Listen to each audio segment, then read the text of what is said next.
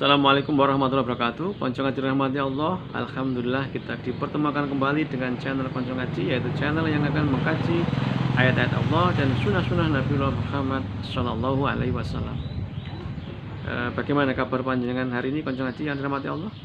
Semoga senantiasa diberikan nikmat sehat dan yang paling penting diberikan nikmat sempat untuk mengkaji ayat-ayat Allah dan sunnah-sunnah Nabi Muhammad Shallallahu Alaihi Wasallam.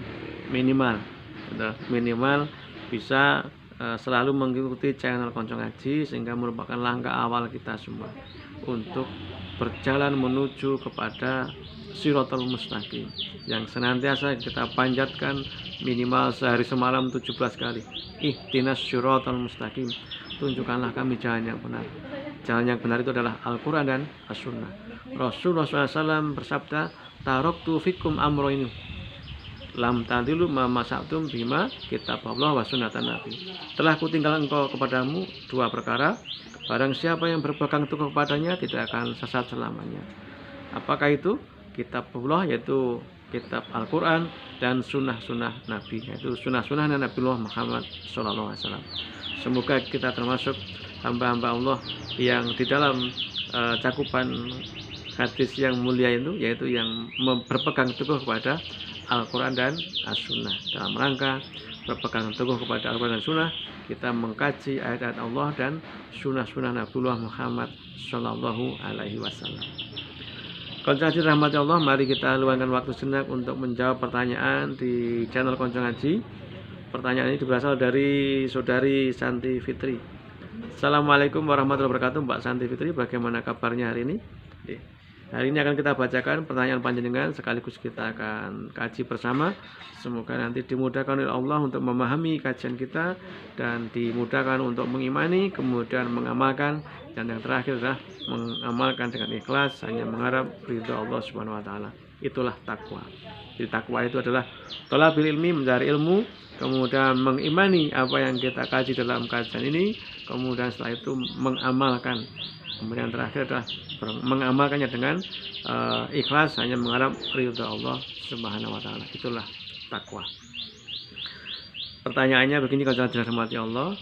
Assalamualaikum warahmatullahi wabarakatuh. Mau tanya Ustadz, ada ikhwan kita yang berstatement tentang musik bahwa musik itu haram.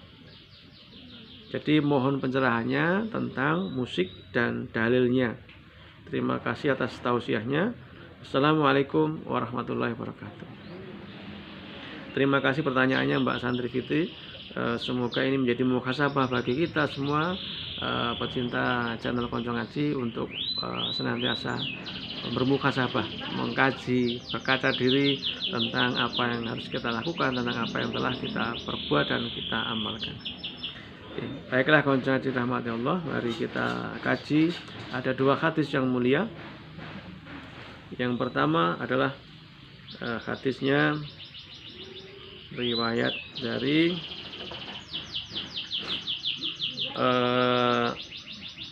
Al-Bukhari, nomor hadis 5147, juga di dalam kitab hadis Ibnu Hibban, nomor hadisnya 5878. Mari kita baca redaksi hadisnya. Dari Rubai binti Muawidh, ia berkata, Rasulullah Shallallahu Alaihi Wasallam datang pagi-pagi ketika pernikahan saya. Kemudian beliau duduk di kursiku seperti halnya kau duduk sekarang ini di depanku. Kemudian aku menyuruh para jariyah memainkan duf. Duf itu alat musik yang seperti rebana, dengan menyanyikan lagu-lagu balada orang tua kami yang syahid pada perang Badar. Mereka terus bernyanyi dengan syair yang mereka kuasai sampai salah seorang dari mereka mengucapkan syair yang berbunyi, di antara kita telah hadir seorang nabi yang mengetahui hari depan.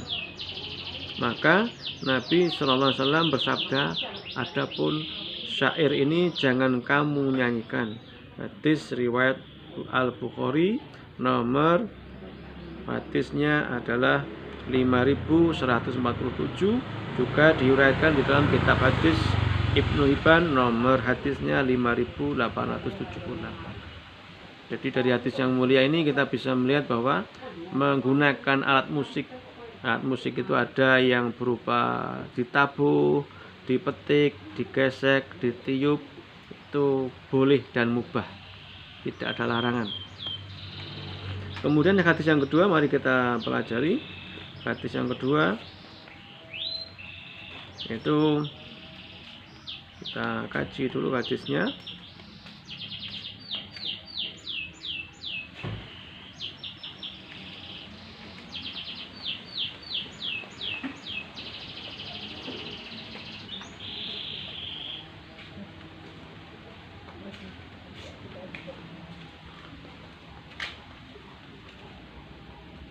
Sebentar, hati-hati rahmat Allah. Hadis yang keduanya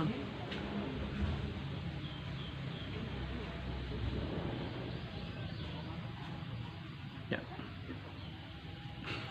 Mari kita baca redaksi hadis yang kedua. Dari Amir bin Sa'ad, dia berkata, aku masuk ke rumah Qordah bin Ka'ab dan Abi Mas'ud pada pernikahan. Ternyata di antara mereka ada beberapa jariyah yang sedang bernyanyi. Kemudian aku bertanya, kalian itu sahabat Nabi SAW dan di antara ahli Badar, mengapa hal ini dilakukan di hadapan kalian? Dia, salah seorang di antara keduanya, menjawab, duduklah, jika engkau suka, dengarkanlah bersama kami, akan tetapi jika tidak, pergilah.